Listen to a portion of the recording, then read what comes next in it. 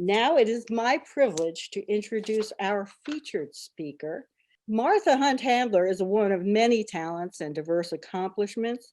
She is the president of the board of the Wolf Conservation Center here in South Salem. Martha is a longtime environmental activist and a generous patron of many charitable and civic organizations, including our library. Our children's room is named in honor of her and her husband, Richard. And she now adds distinguished author to her list of credentials. She has recently published the novel Winter of the Wolf, chosen as a Barnes and Noble top pick and published by the Greenleaf Book Group. All of her author proceeds will go directly to the Wolf Conservation Center. And I can say I'm about halfway through the book, somewhat sleep deprived because I don't put it down when I should and can hardly recommend it. Part family drama, part spiritual journey, part mystery. Winter of the Wolf explores the bond between siblings as well as the process of grief and healing. It is a powerful testament to Martha's love of the natural world and all its creatures. I hope you'll pick up a copy and get lost in a very good book. I'm honored now to present our speaker, Martha Hunt Handler, and there will be time for questions at the end if you would please relay them via the chat function. Thank you, Martha. Thank you, Nancy. That was such a nice introduction. It's so nice to be here. I appreciate being invited. I recognize some of your faces, but not very many. I appreciate how efficient Nancy must be at board meetings. I wish I could keep my board meetings to 30 minutes. They go a lot longer. Anyway, I thought I would start tonight by just telling you a bit about my history. I grew up in Crystal Lake, Illinois, which is in the northern tip, almost on the Wisconsin border. And when we first moved there, we built a house and it was in the middle of these beautiful woods. And I was allowed to go wander there pretty much freely when I was really young. And I could literally hear the voices of the plants and animals. And when I found out that other people didn't have this ability, I was pretty sure that that is something that I should be doing with my life, to give a voice to nature. And the voices that I were hearing were very agitated and upset, and I didn't understand it very well until I was about 4 or 5 when the bulldozer showed up and basically leveled every woods around us except for one small one. It ends up we were the first house in a new subdivision. And that was just devastating to me. It was very, very difficult. So I wrote my first book when I was 7. It was about a runaway bunny. I remember distinctly, and I just found it recently, which is weird. And I showed it to my father and told him that I was going to be a writer. And he told me that writers don't make any money and I would need to figure out some other career. And sadly, I listened to him and sort of put that on the back burner for a very, very long time. So I went to University of Colorado. I made up a major of environmental conservation. I became an environmental consultant working in DC and then San Francisco, and finally Los Angeles was the last place that I did that. Along the way, I met my husband in a bar in Cozumel, and we moved to LA, and we lived there while we had 3 boys. And when we had our 4th, we really didn't want to be, we wanted our kids to go to public school, and the schools in California were not great. So he told me I could move anywhere I wanted. I was looking in the West because I really like the mountains. And we were starting to look at property in Sun Valley. And the week that we were there, there was a big earthquake, which was unexpected. There was a Ku Klux Klan demonstration through the middle of town, and the high school science teacher got busted for selling cocaine to his students. So I felt like God was like, no, don't move here. And that same trip, we followed friends who we met in California. They had moved back to Bedford, and we came to a birthday party for them. And when I saw Bedford, I was just blown away at the beauty, and thinking I couldn't believe something like this existed an hour outside of New York City. because a big part of Salt Lake City's or Sun Valley's problem was like the nearest town that anyone had fun in was going to Salt Lake City, which didn't sound all that fun to me. So I asked my husband what he thought. He was from New Jersey. He still had parents there. He was really excited that this might be a place. So we ended up building a house here. So the first thing we did was rented a house on Wacabuck River Lane. And not long after we moved, I started hearing wolves howling, which I thought was pretty impossible since I knew they hadn't been in New York in over 100 years. And I was asking all the new moms, you know, why am I hearing wolves? And there's like, oh, it's just coyotes. And I knew it was not coyotes. So one day I walked into the woods and I came across an enclosure with a couple of wolves in it next to a trailer. I knocked on the door and met the woman who would be the future founder of the Wolf Conservation Center, which is Elaine Grimold. She was 26, I believe, at the time. She told me what she wanted to do. And I felt like a dream had come true because I had always dreamed of this one black wolf since I was probably 3 or 4. And it was always just sort of showing me something, maybe a different path to be taking in my life. He was always ahead of me and he would just look back at me and like this way. And I felt so connected to wolves. I always called them my totem animal, though I had never seen one until that day in South Salem.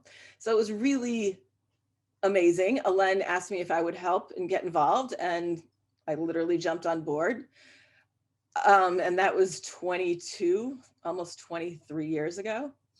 So that has been just such an important piece of my life to me because I felt like finally I was doing something completely from my heart and was sort of done writing technical scientific papers as an environmental consultant. And then about 2 years into living in our rental house as our house was being built, my best friend called me and told me that she found her son hanging from a belt. He was 12 years old. And I was just shocked to the core, as was she. We grew up very spiritually in Illinois. Both of our parents were, told us, death is just part of the life and rebirth cycle. You spend the time that you're supposed to in this lifetime and you go when you're supposed to. But losing a 12-year-old just was so shocking. He didn't, he was a very popular, seemingly happy boy. She didn't know anything was going on with him. When I went back to the funeral, I remember also being shocked at the way that suicides are treated. Everyone was blaming her, asking her, if he was so sick, if he was depressed, why wasn't he getting help? Why wasn't he on medication? And it was all her. And like her husband didn't seem to get any of this. It was just directed at her. She must be a bad mother. What did she do wrong? What did she not see? And it was just a horrifying experience. I started journaling every day because I felt like the worst friend. She was truly my best friend. And I couldn't think of any words that were going to make this get better. And then I was ice skating on Lake Rippewam one day. And I saw a deer that had become embedded into the ice. And I was so mesmerized by that deer. I just stood there and stared at it. And all of a sudden I started hearing her son, Brendan's voice. And he was saying to me, those journal entries are the beginning of your first novel. And I was like, what? And he really kind of never let go of that. And though it took me another 20 years to write this novel, I think it was also, I never had faith in myself as a writer because I'd never done it before. Fiction just seemed completely out there. And I knew that I wasn't writing his story because I didn't really know his story and he wasn't giving it to me. He was just sort of pushing me in the direction of being a writer and using his death in some way.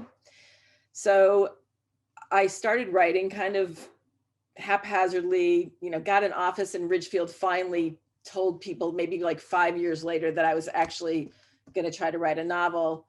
But unfortunately, my office shared a wall with a psychiatrist and she had really interesting clients. So I would just be like sitting there listening to these amazing stories and I had a hard time writing my own stuff. finally, when our kids all left and we moved to the city, I got really serious and sort of got a permanent office, didn't make appointments during the day, tried to really write every day from like 10 until 5. And finally, the story started to come together. I originally sent it off, I think, to like 10 agents when I thought it was finished. And it was huge. I think it was 300,000 words when I really needed it to be about 80,000 words. But they all said no, but 2 of them actually took time to write. This would be better as a YA book, because I had a 25-year-old girl that's very stuck because she can't really mourn for this brother that would have done this, because that's not the brother that she knew. So I really, didn't want, because that was basically like throughout the entire book, find a young adult voice. But after about 6 months, it became clear to me that that would make it much more urgent and interesting.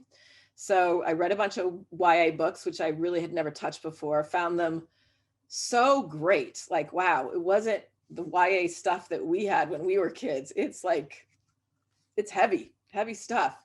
So I found my voice, and then the book came together finally. So it's a mystery and I can't really tell you, but it's basically a 15-year-old girl's quest to try to figure out what happened to her brother, even though the coroner and everyone believes it was a suicide. I made the death pretty much happen exactly like this boy. And in the course of writing it, something happened in real life that my friend was able to find out what happened to her son. And I use that as my ending also. So yeah, so that's my story. It's not the best timing to come out with your first novel during COVID. I had planned this big New York City book signing party, and I had a tour coming up, and now I'm just sort of sitting around doing a lot of podcasts and all different Zoom radio shows and TV shows and stuff. But I look forward to actually being with people and, sitting in a room with people again. But I'm thrilled to be here, and I'm happy to answer any questions you have about any part of my life. I'll tell you a little bit about the Wolf Center for those of you who have never been. So our mission is threefold. We educate people about the importance of wolves as a keystone species. We advocate on their behalf. So we have, I think, about 7 million plus followers on social media platforms. So it's a big, huge draw for us. So if there's a bill about to be passed that we're not happy with, we can let all of our followers know and tell them, here's your senator to write to, here's a letter, this is a petition to sign. And that's been huge. And then thirdly, we are a breeding and pre-release facility for the 2 most critically endangered wolf species in America. So that's the Mexican gray wolves. They reside now in Mexico, New Mexico, and Arizona. In 1998, when they were counted for the first time, there was only 7 left in the world. Those 7 were brought into captivity, and that started the breeding program. It's been fairly successful. This year, the count is up to 190. So it's been pretty miraculous. The red wolves have not fared so well. In 1973, they counted 14. Again, those are brought into captivity, and that started that breeding program. Unfortunately, in 2020, there are now only 8. North Carolina has been not following the Endangered Species Act. We've been, it's very weird because our wolves are owned by the Fish and Wildlife Department. At the same time, we sue them constantly because they're not following their mandates under the Endangered Species Act. So it's always very interesting. We have, I think right now, about 48 wolves. It changes a lot because, as you can see, the numbers and the genetics are so critical that our wolves get moved around a lot to breed. So if maybe they'll be a couple will be together for a couple of years, and if nothing happens and they're very important genetically, the male might be shipped off to a zoo in Cleveland, and we try another mating option there. We are literally have started the frozen zoo, unfortunately, because it's so dire. So we have frozen egg, frozen sperm, and we are doing artificial insemination. We did it 3 years in a row, did not have success. There's only been 2 successful ones in wolves, and no one's quite sure why. So they're still really working on trying to figure out what that's about. I'm pleased to announce that our plans to completely build a new campus, a new education center are with the town planning board right now. And we hope to break ground, within the year. It's really a fantastic new building. We'll also have permanent camping in camping pods. That's our most popular program, Sleeping with the Wolves. And we'll just be better situated to educate more people. We'll have a nice gift store. The road will be much safer. Right now, when the buses come, they have to basically drop the kids off on Highway 35 and they have to walk straight up a really crappy, steep road. So the first part of this capital campaign was we bought the other 3 houses on the property. One of them is used for our summer camp. One of them will be knocked down to build the new education center. Another one we bought just for the flatter land to have enough parking and a bus turnaround. We have every program from learning about wolves to learning about other top predators to a big speaker series. Well, we did anyway before COVID came. We have a summer camp. We have after school programs. We have painting the wolves. We have photographing the wolves. What else? I know. When it comes back, you can go on our calendar and see all the neat things that we're doing. But luckily, we have not had to furlough any of our 12 employees. We've kept going during this time. We're offering a lot of videos and for school groups, so that we had that already, and we had the ability to launch it quickly and get it up to speed. So we're doing a lot of that, but we really look forward to seeing people again. This has been very hard on us, probably great for the wolves. So when you come to the Wolf Center, you only are guaranteed to see our 3 ambassador wolves. They're the only wolves that we own. They're not endangered. They'll never be released. They were born in captivity and they'll stay in captivity. And those are gray wolves. And then all the other wolves are off exhibit. You might catch a glimpse of them running by, but we need them to stay fearful of humans. Otherwise, they would not do well when they're released. So that's a really important part of the Fish and Wildlife's decision on who gets released, is knowing that those wolves have kept their fear of humans. They are only fed roadkill, basically. We can only feed them what they would normally be eating out in the wild. So we don't want them to get a taste for beef or chicken or sheep or anything else. So they have a very strict diet. So in the beginning of COVID, that was our biggest problem, is deer were not being hit on the roads. It was like, oh no, what are we going to feed all these wolves? I'm happy to say Farm and the Fish, I think they gave us like 3,000 pounds of frozen fish, so we could give them that. And for our 3 ambassador wolves, Whole Foods gives us all their expired food. So they have a very good diet. They eat everything from, ribeye steaks that have passed their expiration point to, they had an octopus the other day that they were stretching all over the place. Anyway, I hope that, to one day meet you all in person and to get you up there, because it's a pretty special place. We're very excited that our town has now, named their teams the Wolves. Really cool for us. Anyway, that's my story. And that's, in a nutshell, what we're doing at the Wolf Center.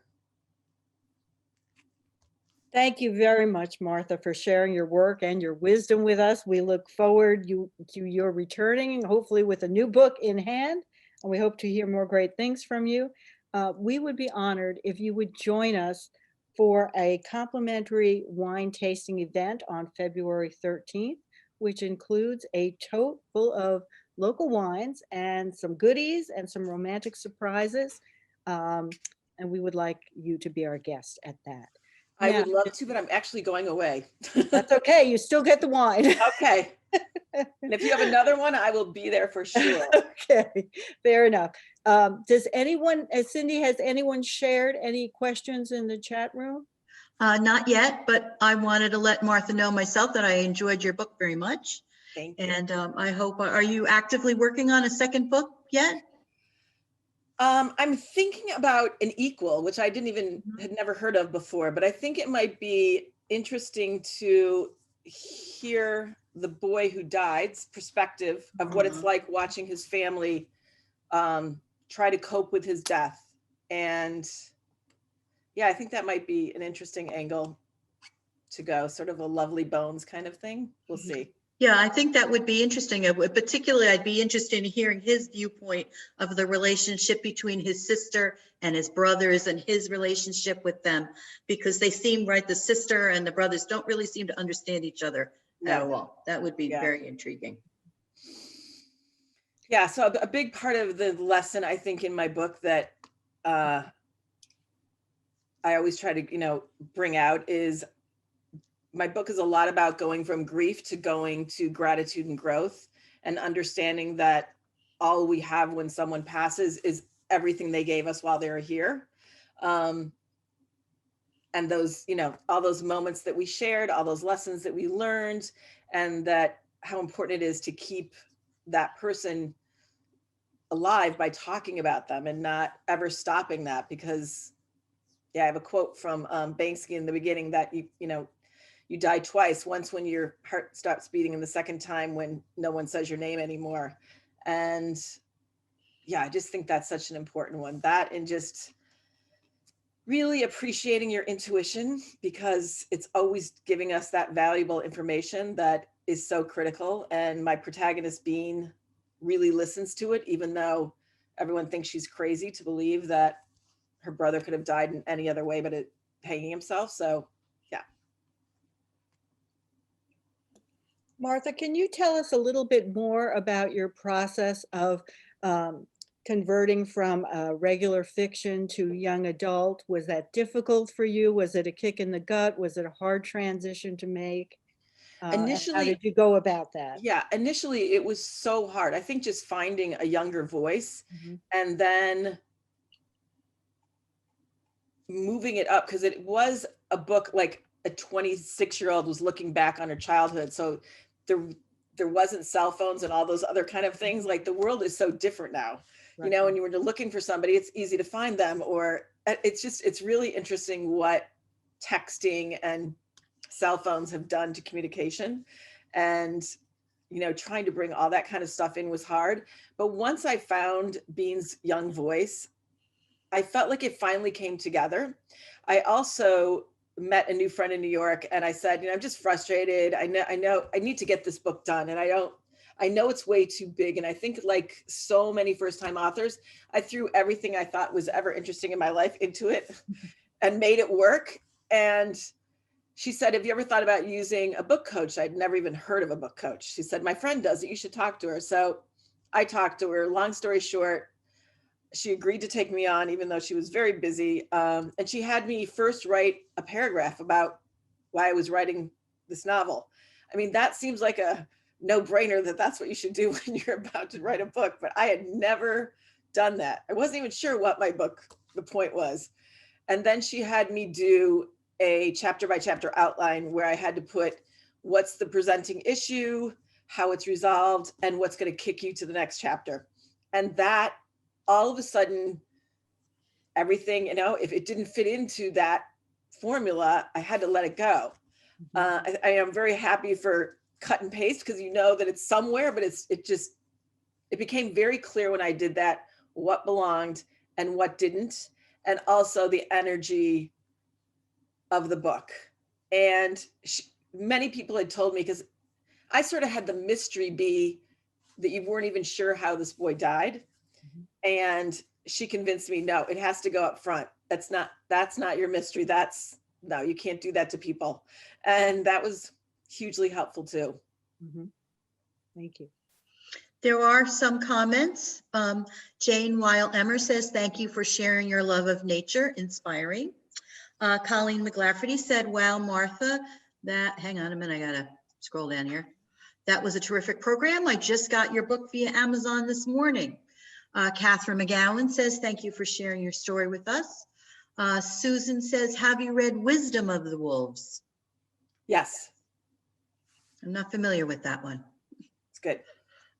Colleen again says, how was your progress daily? You mentioned a writing period of 10 to 5. Was it hard? What did you need to ignore? I think, once I set my mind to it, and especially when you've been telling friends for 20 years you're writing this novel, that I was so focused at that point. And I don't love to spend money. So my city office wasn't cheap. I was in WeWork, and I was like, okay, I really, I can't be sitting here twiddling my thumbs. I've got to get this thing out. And I think for the first time, I took myself seriously and decided, yeah, I'm a writer. I'm doing this. I'm going to get this done. It's going to happen. Yeah. Great. Veronica McElraith says, I love visiting the Wolf Center. Can't wait to show my little one, hopefully later this year. I'm going to get the book soon. Fascinating. Thank you for the presentation. Any suggestions how to start writing? What helped you? Good question. So I recently got, what is it called? I think it's The Right to Write. And I haven't read it yet, but someone asked me that recently, and this book came up by like 5 different people, just sort of giving you the permission to just go ahead and do it. And I think that's hugely important. I'm actually in a writing group since COVID started, and we write every day. Those, I don't know if anyone has read Jillian Cameron's book. She's written a bunch on writing, but she really believes in morning pages, like 3 pages, just get crap out of your head, whatever you maybe just dreamed about, or something just came up last night. Just once you get that 3 pages of junk out, the next part starts getting very clear what you should be writing about. So I think it's a practice that's worked for me very well. Elena Dunn says, I enjoyed seeing the brief videos posted on the Wolf Conservation Center Twitter page. Are those videos of the actual wolves at WCC? I have to go look at them. I would say most of them are. It's funny, we got so many social media following because we didn't really know what was going on with most of our wolves. By the regulations for the Fish and Wildlife Department, to keep these wolves wild, we're only allowed to do a health check once a year. And it's scary because when a new wolf comes in, we let them meet with a fence between them. And if we don't see any adverse reactions to each other, we open the fence. But we're never sure what, something bad could happen. I mean, the wolves' number 1 cause of death is that they will go after each other. So we put a bunch of cameras in just so we would know what was going on. And one of the first times that we had one up and running, we had pups being born. It's pretty much the only place that you can see that happening. We just happened to have it in the den that they chose, because a lot of times we build them dens, and at the last minute before they give birth, they dig another den quickly, and that's where they give birth. Like, they know the camera's in there. But our executive director, Maggie Howell, went on and said to our social media, like, Will's pups are being born, look at our cameras. And I think we had like 3 million people log on at the same time, which just immediately crashed the entire system. But those cameras have done so much for us, because you can constantly be watching. I mean, all of a sudden your whole day has gone by and all I've done is watch wolf pups. So I think we have 3 or 4 breeding pairs right now. So wolves only mate once a year, and the pups are born in late April, early May. So we're hoping that one of these will take, and we'll get some pups this year. We, in the Mexican gray wolves, they are doing only pup cross fostering. So basically, when we have pups, we let the Forest Service know M328 and F561 just had 7 pups. There's 5 females, 2 males. They were born on this date. And they tried to find a wild wolf pack that had pups at the same time. And they know that they've had pups because they're mostly radio collared. And if a female stays in one area for very long, they can pretty much guarantee that she's given birth. So we had one last year. They usually like to take 2 pups, but this litter only had 3. So we didn't want to leave only 1 pup there. We take them at about 5 to 7 days old when their eyes are still closed. We were lucky enough to find someone who had a private plane that had told us earlier, if the situation arises and you need a plane quick and I'm around, I'll help you. Because commercially flying these pups, they're really fragile. Only 50% of pups make it to the first year. It's just it's a tough time for them. So traveling at 5 to 7 days when their eyes are closed and they need to be fed constantly is a risk, especially traveling as far from New York all the way to New Mexico. They went to the first den, and normally mother wolves leave their pups. As soon as they hear humans, they're out of there. And I think their thought process is, I can have pups next year, but if you take me, there won't be any pups next year. So we've never had a problem when we went in to go get pups to do their pup checks. The parents are just gone. But when they went to this wild den, it was freezing, sleeting rain, and the mother was in there and she was not leaving. And they tried making a lot of noise. She didn't care. She stayed with her pups. So then and this was like a 3-hour backpack in to get to this wolf den. They then drove another 2 hours into Arizona, where another pack was, and they had the same situation with them, the same crappy weather, and the mom wasn't leaving. But luckily in the top of the den was like a skylight, and they could look down and see her with her pups. And they decided to just carefully lower the pup and just hope for the best, because the pup wouldn't have made the flight all the way back to New York. And they sat there and waited, and like within 5 minutes, it was suckling on the mom. So that was very exciting for us. Jen Kaya is asking, what are the names of the ambassador wolves? So we have Kyla, I'm drawing it, Zephyr, and Alewa. And they are a sister and brother, and then their little brother. So same parents. And they are, people always ask me, do you go in with them? I don't go in with them. We only let the people, the volunteers and our wolf curator who are with them, that were with them pretty much as soon as they got to our center. And for the first 6 months, I mean, I would sleep with them occasionally, but I wasn't with them 24/7 like they are. And I don't believe that they would hurt me in any way, but they do have really strong jaws. So even if they just latch onto you wanting to see, what your gene material is made of, it could do some harm. So, we don't really interact with them either.